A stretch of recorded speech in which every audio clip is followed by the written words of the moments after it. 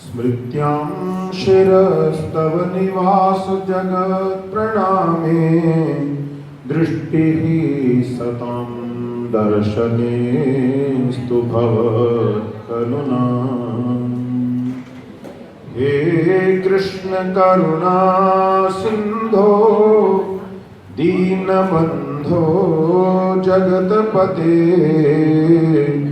गोपेश गोपिका कांत राधा कांत नमोस्तुते। नमः परम कल्याण नमः परम मंगल वासुदेवाय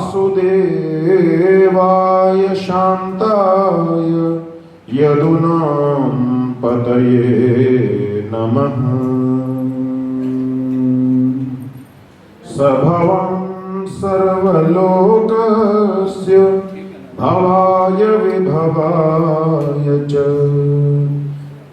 अवतीर्णोऽंशभागेन साम्प्रतं पतिराशिसाम्। सदाशिवसमारम्भान् शङ्कराचार्यमध्यमान् अस्मदाचार्यपर्यन्ताम् वन्दे गुरुपरम्पराम्। शङ्करं शङ्कराचार्यं केशवं बादरायणं सूत्रभाष्यकृतो वन्दे भगवन्तौ पुनः पुनः। स्मरामि सद्गुरुं दिव्यशान्तमूर्तिं नारायण नन्दनाथ तनुमाश्रितव्यासमूर्तिम्। सनातन धर्ममय शरीर ज्ञानमूर्तिम्।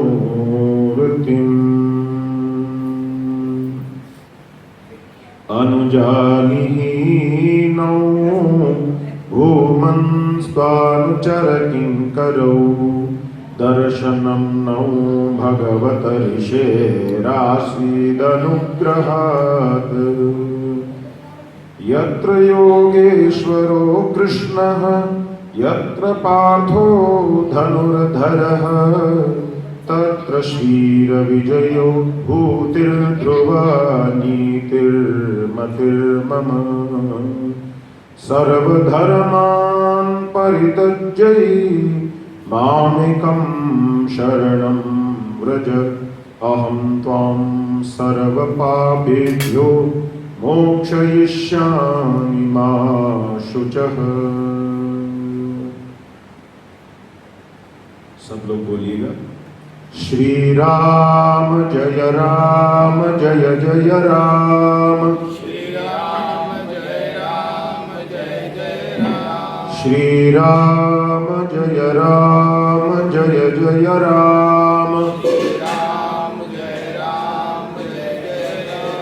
श्री राम जय जय राम।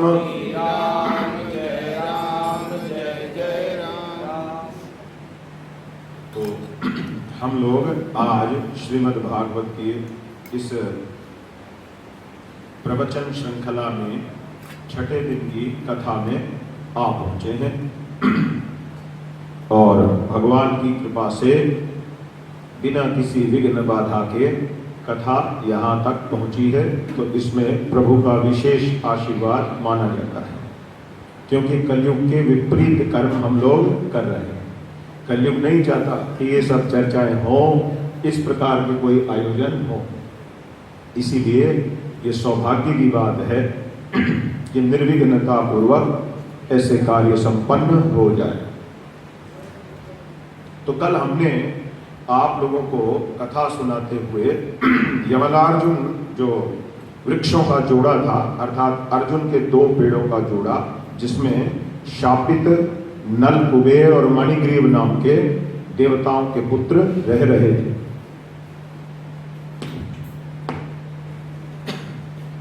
उन दोनों का उद्धार भगवान ने किस प्रकार से किया, यहां पर कथा को विश्राम दिया था। आज हम उससे आगे बढ़ते हैं। परीक्षित जी कहते हैं, हे सुखदेव मुनि जी, हमने ऐसा सुना है भगवान की इन बाल लीलाओं को देख करके, गोचारण आदि की लीलाओं को देख करके सृष्टि के रचयिता साक्षात भगवान ब्रह्मा जी भी मोहग्रस्त हो गए थे। शंका होती है ना, भाई जो अनंत अनंत ब्रह्मांडों का स्वामी क्या यह गाय चराता घूम रहा है? विश्वास नहीं होता कि ये कैसे हो सकता है। क्योंकि जो व्यक्ति बड़ा होता है तो वो कुछ बड़ा कर रहा हो तो ठीक है, बात समझ आती है। जब कोई व्यक्ति उच्च पद पर हो और वो छोटा सा कार्य करे तो शंका होना सहज बात है। जैसे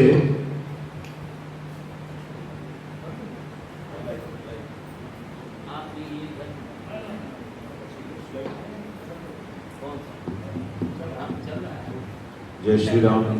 लाइट क्यों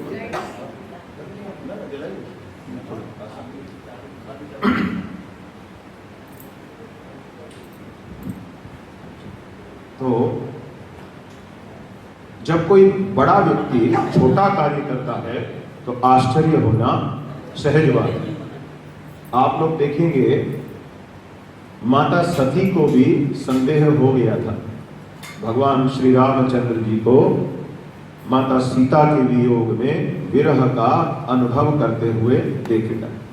तो जब साक्षात माता सती भ्रमित हो सकती हैं कुछ एक क्षणों के लिए अथवा ऐसी लीला कर सकती हैं, तो फिर ब्रह्मा जी मोहग्रस्त हो गए। इसमें क्या आश्चर्य की बात है? ब्रह्मा जी को विश्वास नहीं हुआ कि ये श्रीमन नारायण ही है, वो परमात्मा ही है और आकर यहाँ बाल गोपाल के संग में खेल रहे हैं। तो ब्रह्मा जी ने सोचा मैं परीक्षा लूंगा। भाई मुझे थोड़ा शंका हो गई, अगर ये भगवान है तो मेरी परीक्षा में खरे उतरेंगे और अगर भगवान नहीं है तो ये पकड़े जाएंगे। ठीक है, तो इससे ये भी शिक्षा मिलती है, अगर कोई स्वयं को भगवान होने का दावा करे तो उस व्यक्ति का परीक्षण होना चाहिए। ये नहीं कि उसके बताए किसी टोने टोटके से हमारे दो काम बन गए, हाँ जी भगवान ही है, भगवान ही भगवान। ये हो रहा है आजकल। हरिद्वार के अंदर एक योगी सदानंद नाम के व्यक्ति हुए। आप जानते हैं उन्होंने क्या दावा किया कि मैं स्वयं कल्कि का अवतार हूं। बड़े बड़े आश्रम बना रखे हैं देश भर कि कल्कि का अवतार हो गया है, मैं ही हूं, अब और दूसरे कल्कि भगवान की बाट मत देखिए। और सोचिए, और उनके भी दुनिया न्यायी बन गए। अब आपको आश्चर्य होगा, इस तथाकथित नकली कल्कि को कुछ वर्ष पूर्व किसी ने गोली मार दी और कल्कि महाराज अपने गोलोक वापस चले गए। तो ऐसे ऐसे कल्कि अवतार कलयुग में घूम रहे हैं। इसी तरह से राजस्थान में एक रामलाल सियाग नाम का व्यक्ति हुआ। वो सबको कृष्ण जी का मंत्र बताता है और उसका भी ये कहना था, वो भी अभी थोड़े दिन पहले ही बिल्कुल बूढ़ा भूस होकर के बहुत दुख पा करके मृत्यु हुई है। वो कहता था मैं कल्कि। अब श्रीमद् भागवत जी ने भी सूचना दी है, अन्य हिंदुओं के सभी धर्मशास्त्रों में ये घोषणा है कि इस कलयुग के अंत में भगवान नारायण कल्कि के रूप में अवतार लेकर आएंगे। तो इसलिए कल्कियों की बाढ़ आ गई है। जिधर देखो एक कल्कि यहाँ बैठा है, कल्कि वहां बैठा।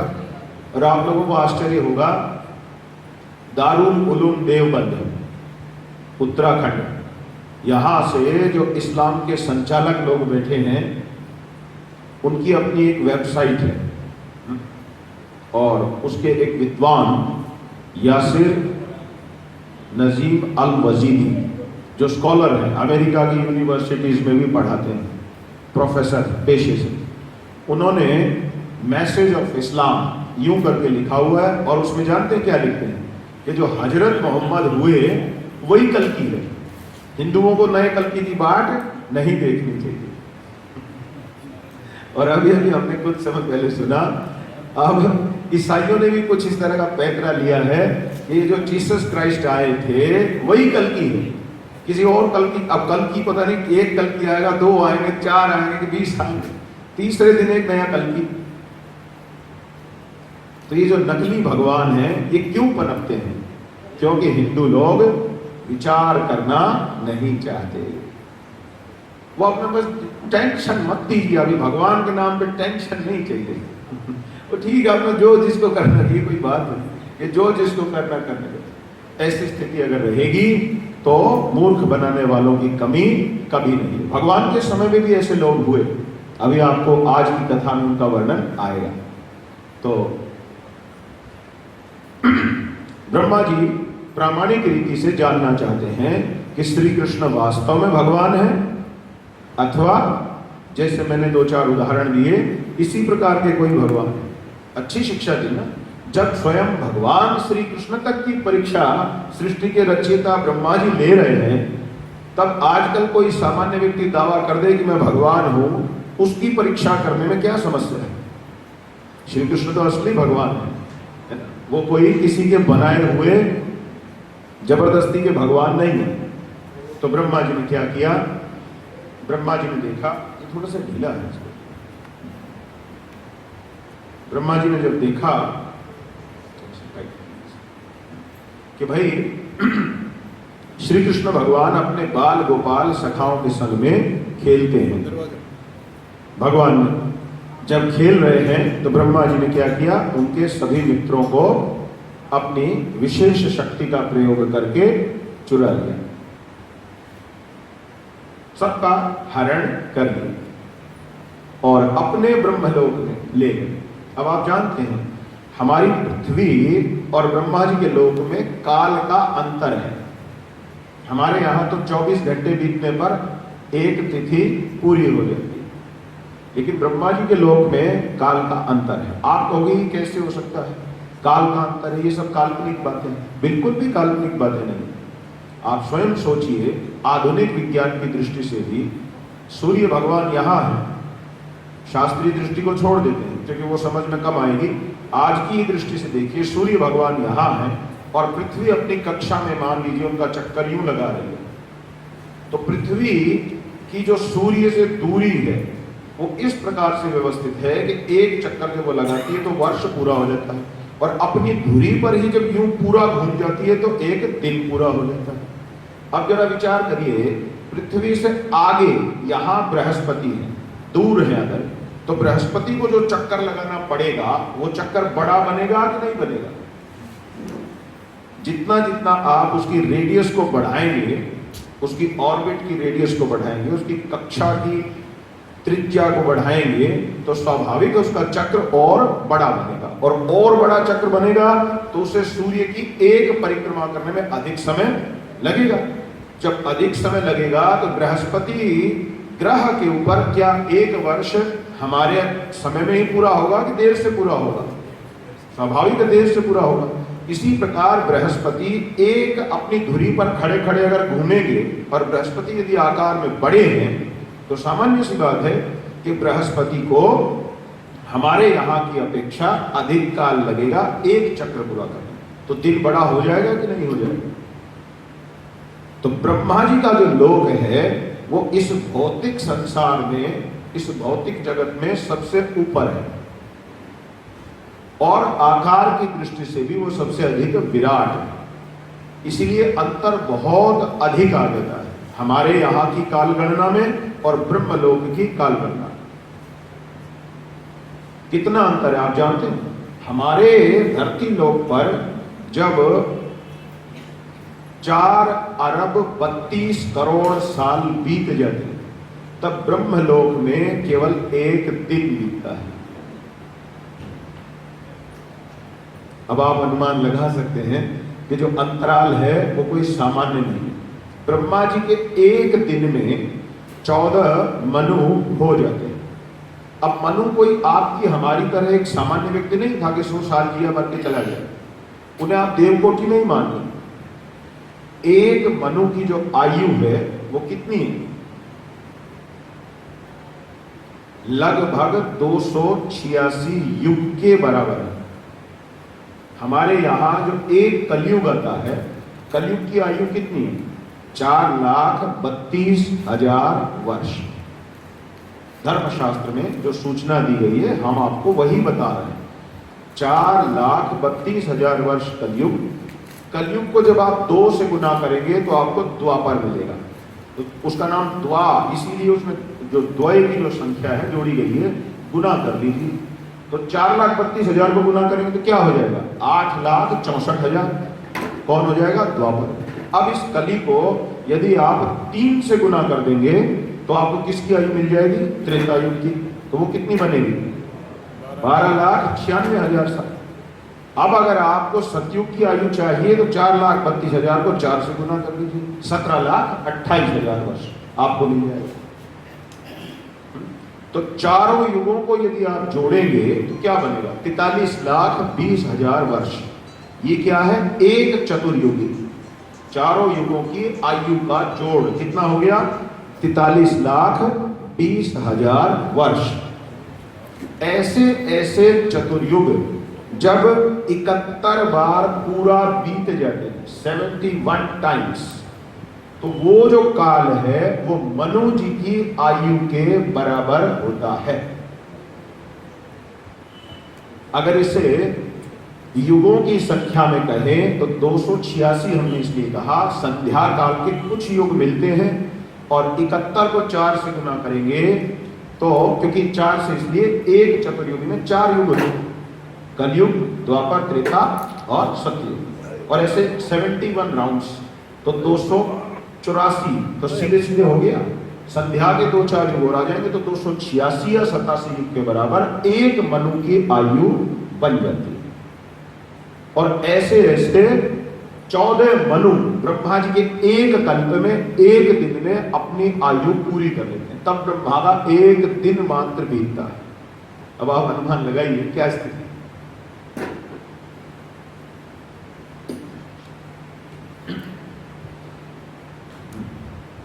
तो इस प्रकार से काल गणना है। ब्रह्मा जी ने केवल एक क्षण के लिए ही रोका था। ब्रह्मा जी ने अधिक काल के लिए नहीं, वो तो परीक्षा ले रहे थे। थोड़ी सी देर के लिए बच्चों को इधर करके देखता हूं, अभी पता लगेगा श्री कृष्ण क्या करते हैं, थोड़ी सी देर के लिए। लेकिन उनका वो जो थोड़ा सा समय था वो हमारी धरती पर 1 वर्ष ले गया। 1 वर्ष बीत गया कि जब तक उन बच्चों को भगवान वापस लाते हैं उनके घर में। आप अनुमान लगा सकते हैं क्या स्थिति बनती। भगवान ने पीछे से क्या किया? भगवान तो परमात्मा है, भगवान जान गए कि कुछ गड़बड़ है। अब उन्होंने, वो तो अंतर्यामी है, जान गए कि ब्रह्मा जी ने कुछ कार्यवाही की है। भगवान ने क्या किया? अपनी लीला शक्ति के अचिंत्य प्रयोग के बल पर जितने ग्वाल बाल भगवान के संग खेलने आए थे उतने ही रूप स्वयं धारण कर लिए, और वो भी किनके? ग्वाल बालों के।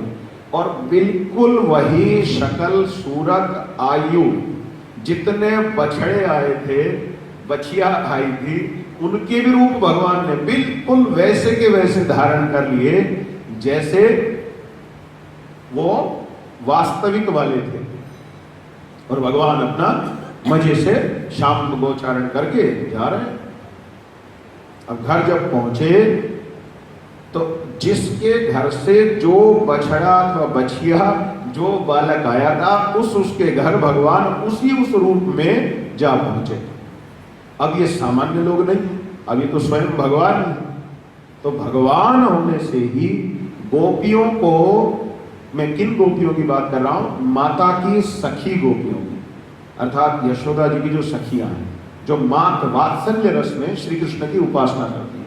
तो वात्सल्य भाव में उपासना होने से जैसा आकर्षण वे श्री कृष्ण भगवान के प्रति अनुभव करती थी, अर्थात स्नेह से कि श्री कृष्ण काश मेरा पुत्र होता, इस प्रकार का जो भाव बनता था, अब वही आकर्षण उनके मन में अपने अपने पुत्रों के प्रति भी प्रकट हो गया।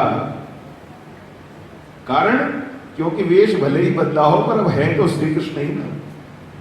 तो भगवान की एक लीला के पीछे अनेक कारण होते। इन सब की भावना थी कि श्री कृष्ण मेरे बेटे होते, तो लो जी आपके बेटे बन करके श्री कृष्ण हम सबके घर में।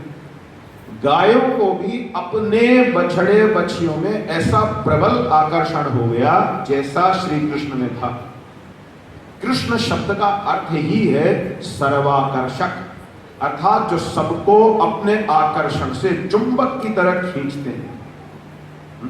कर्षयति कृष्ण, जो सबको खींच सकते हैं, अपनी ओर आकर्षित कर सकते हैं। भगवान का ऐसा ये अद्भुत स्वरूप है। तो ये लीला चलती रही, किसी को पता ही नहीं चला कि ये हुआ क्या है। अब देखिए असली बालक कहाँ है? ब्रह्मा जी के पास है। और भगवान ने पीछे से क्या तमाशा किया है, कोई किसी को संदेह नहीं हुआ कि कोई गड़बड़ी हुई है और कुछ बीच में कुछ अदल बदल की गई। अब ब्रह्मा जी ने अपने लोक में सोचा, भी देखो तो सही चल के बच्चों को रख के आए ही हैं कि वहां चल क्या रहा है। जब वापस वृंदावन आए, ब्रह्मा जी ने देखा ये क्या आश्चर्य है, ये कैसे हो सकता है? बालकों को तो मैं वहां रख के आया था, फिर ये कौन है? ग्वाल बाल को, बछड़े बच्चियों को तो मैंने अपने धाम में रख दिया था, फिर यहाँ ये कौन खेल रहे हैं? ब्रह्मा जी को लगा कि श्री कृष्ण ने कुछ गड़बड़ की है, मैं जब तक लौट कर आया हूं सबको ले आए लगता है। तो ब्रह्मा जी भाग कर अपने धाम में देखते हैं तो वहां भी बच्चे बैठे और बछड़े बच्चियां भी बैठे। अब ब्रह्मा जी इधर आ रहे हैं तो इधर भी बैठे। तो ब्रह्मा जी पूरी तरह गड़बड़ा गए, ये मामला क्या है? वहां भी वही और यहां भी यही, ये तो संभव नहीं। तब ब्रह्मा जी समझ गए कि हो न हो ये साक्षात परमात्मा ही लीला कर रहे हैं और ये वास्तव में ही स्वयं भगवान है। इसीलिए उन्होंने भगवान की बड़ी प्रेममयी स्तुतियां की। जब स्तुतियां की तब भगवान श्री कृष्णचंद्र ने अपनी अद्भुत महिमा का प्रदर्शन किया। तब प्रभु ने एक साथ जितने भी वहां ग्वाल बाल थे और जितने भी गायों के बच्चे, क्योंकि अभी छोटे श्री कृष्ण थे तो छोटे श्री कृष्ण होने से अभी बड़ी गाय नहीं दी गई थी गोचारण के लिए, अभी छोटे छोटे दिए गए थे। तो सबके अंदर भगवान ने दिखाया और ब्रह्मा जी ने देखा साक्षात नारायण चतुर्भुजी स्वरूपों में खड़े हैं। जब भगवान संतुष्ट हो गए, जितने भी वो बछिया बछड़े बाल गोपाल श्री कृष्ण स्वयं सब चतुर्भुज नारायण के रूप में दिखे। अब ये देख करके ब्रह्मा जी उनको दंडवत प्रणाम करते हैं। हे प्रभु मेरी रक्षा कीजिए, मैं धन्य हो गया आपके इस अद्भुत ऐश्वर्य का दर्शन करके। तो इसलिए ये हम सबका कर्तव्य बनता है कि हम लोग भी किसी नकली भगवान के झांसे में ना आवे, ब्रह्मा जी से भी सीखें और धर्म शास्त्रानुसार भगवत स्वरूप का निर्णय हो जाने पर फिर हम कोई आशंका न रखें, फिर पूर्ण समर्पण कर देंगे। जब ये निश्चय हो जाए कि सामने साक्षात परमात्मा ही है, फिर संदेह की स्थिति मन में नहीं रहनी चाहिए। तब तो आत्मनिवेदनम हो जाना चाहिए। श्रवणम कीर्तनम विष्णु हो, स्मरणम पाद सेवनम अर्चनम वंदनम दास्यम सख्यम आत्मनिवेदनम। आत्मनिवेदन अंतिम अवस्था है, अपने आत्म स्वरूप को ही भगवान के अंदर मिला के कहानी खत्म, फिर कोई झंझट नहीं, कोई शंका नहीं। स्वीकारोक्ति के पश्चात शंका अपराध है और स्वीकारोक्ति से पूर्व अति आस्था अज्ञान है। दोनों का ही ध्यान रखना आवश्यक है। तो बोलिए ब्रह्मा जी महाराज की जय, श्री कृष्णचंद्र भगवान की जय। अब इस प्रसंग के बाद भगवान की इस लीला में धेनुकासुर का प्रवेश होता है। भगवान गोचारण कर रहे हैं और एक कंस का भेजा हुआ असुर धेनुकासुर, वो बैल का रूप बना करके आता है तो भगवान पर आक्रमण करता है। लेकिन भगवान के सम्मुख उसकी एक नहीं चलती है, प्रभु ने बड़ी शीघ्रता से उसका अंत कर दिया है। इसके पश्चात ग्वाल बालगण एक दिन गेंद से खेलते हैं। कई लोग सोचते हैं कि विदेशियों ने भारत के बच्चों को गेंद से खेलना सिखाया है। गेंद से तो भगवान श्री कृष्ण स्वयं खेलते थे और उससे भी बहुत पीछे जाएं तो माता सती का जब विवाह नहीं हुआ था तो नारद जी जब उनके घर गए थे देखने, जब पता चला कि स्वयं पराम्बा दक्ष के घर में अवतार लेकर आई तो उन्होंने देखा था सकंदुकेन क्रीडया, उन्होंने वहां देखा था भगवती गेंद से, बच्ची के रूप में सती गेंद से खेल रही। तो ये गेंद का खेल भारतीय है। हाँ वो अलग बात है कि इन लोगों ने उससे कुछ म्लेच्छ क्रीड़ाएं अपनी आविष्कृत की, लेकिन गेंद भारतीय है। कंदुकेन संस्कृत शब्द उसके लिए प्राचीन ग्रंथों में मिलता है। इस प्रकार से बालक एक दिन ग्वाल बालगण भगवान के साथ गेंद से खेल रहे हैं। कभी कोई बालक इधर फेंकता है, कभी कोई उधर फेंकता है। और कहाँ खेल रहे हैं? कालिया दह के साथ। ये कालिया हृद है और यहां पर भगवान खेल रहे हैं बालकों के साथ। तो आप जानते हैं दह किसको बोलते हैं? कालिया दह ऐसा शब्द प्रयोग किया जाता है। जैसे आजकल वर्षा ऋतु चल रही है, तो वर्षा ऋतु के अंदर नदियों में उफान आता है, तो उसके कारण नदियों का पानी अपने किनारों के आसपास भी चला जाता है। तो उसके बाद क्या घटना घटती है? नदी तो सामान्य रूप में आ जाती है, लेकिन कुछ छोटे छोटे तालाब, हृद जैसे स्थान बन जाते हैं। तो हृद उसी को बोलते हैं, या दह उसी को बोलते हैं। उसी के निकट बालकगण खेल रहे हैं। तभी गेंद कहाँ जाती है? जमुना जी के अंदर चली गई। और जब गेंद वहां चली गई तो समस्या हो गई। अब जिस बालक की गेंद, देखो भगवान कैसे कैसे लीला करते हैं। भगवान स्वयं ही, आप और हम सब भी उस प्रभु की मूर्तियां हैं, ये जानिए। भगवान स्वयं ही रस है, स्वयं ही सब कुछ भगवान ही है। भगवान ने उस बालक के हृदय में ऐसी प्रेरणा जगाई, बालक ने जिद लगा ली, मैं तो अपनी गेंद लूंगा। जैसे बाल हट हो जाती है, तुमने फेंकी है, कुछ भी करो मेरी गेंद लाओ। तो बलराम जी समझा रहे हैं, अरे भाई तुम ऐसे मत करो, हम तुमको घर जा करके इससे भी अच्छी गेंद दे देंगे। लेकिन दाऊ की इस बात को सुन करके बालक को शांति मिल गई, तो मैं तो अपनी वही गेंद लूंगा। और ये सत्य भी है, बालकों की ऐसी जिद देखी भी जाती है, वही चाहिए। नई का क्या करना, वही ला के दो, मैं क्यों फेंकूं? तो भगवान श्री कृष्ण कहते हैं अच्छा ठीक है, तुम शांत रहो, मैं तुम्हारी वही गेंद ला करके तुमको देता हूं। भगवान की आशा यही थी। जी जी, इसीलिए वो बालक जिद कर रहा था, तुमने फेंकी है, मेरी वही चाहिए मुझे, मुझे दूसरी नई नहीं चाहिए। भगवान कहते ठीक है भाई, मैं तुझे तेरी वही गेंद ला करके दूंगा, तू शांत हो जा। अब भगवान आगे बढ़ते हैं। आप जानते हैं कालिया नाग इस हृद में वास करता था और उसका विष इतना तीव्र था, यदि कोई पक्षी भी उस समय यमुना जी के ऊपर से उड़ते थे तो यमुना जी के अंदर विष की जो लपटें निकलती थी उसके प्रभाव से मूर्छित होकर जमुना जी में जी हाँ, भगवान की वो मधुर लीला का दृश्य मंदिर में अंकित है। तो वो पक्षी आकाश में विष से ही प्रभावित होकर नीचे गिर पड़ता था। आप सोच सकते हैं कि कितना भयंकर कालिया नाग का प्रभाव रहा होगा। भगवान ने छलांग लगा दी और भगवान जल के नीचे जाने लगे। जब ऐसा किया तो अब तक तो गेंद चाहिए थी, अब कृष्ण चाहिए। तो बालकों का मन तो ऐसा ही होता है ना, निष्कपट होता है। वो जो चाहिए तो स्पष्ट बोलते हैं चाहिए, और जो नहीं चाहिए तो नहीं चाहिए। अब किसी को अच्छा लगे कि बुरा लगे, बालकों का एकदम निष्कपट चरित्र होता है। तो अब इनको चिंता हो गई, अरे हमारे सखा श्री कृष्ण तो यमुना जी के अंदर लगता है डूब गए। तो सारे के सारे दौड़ करके भागे आते हैं यशोदा मैया के निकट और कहते हैं मैया, श्री कृष्ण ने इस प्रकार से जमुना जी के अंदर छलांग लगा दी और वो तो दिखाई ही नहीं दे रहे कहाँ। अब आप समझ सकते हो, वात्सल्य रस की मूर्ति मती माँ यशोदा ने जब ये सुना तो माता अपने प्राणों पर नियंत्रण रख सके इतना भी बल उनके लिए अपने अंदर रख पाना सहज नहीं था। वे जहां थी वहीं से दौड़ पड़ी। नंद आदि गोपों को भी जब पता लगा, सब लोग कालियादह की ओर दौड़ पड़े कि क्या अनर्थ हो गया, ऐसा कैसे हो गया कि श्री कृष्ण भगवान इस प्रकार से जमुना जी के अंदर चले गए। सब लोग दौड़े दौड़े आते हैं। माता बहुत तीव्र आर्तनाद करती हैं और जिद करती है कि मुझे भी जमुना जी में ही कूदना है, क्योंकि श्री कृष्ण के बिना मैं जीवन धारण नहीं कर सकती हूँ।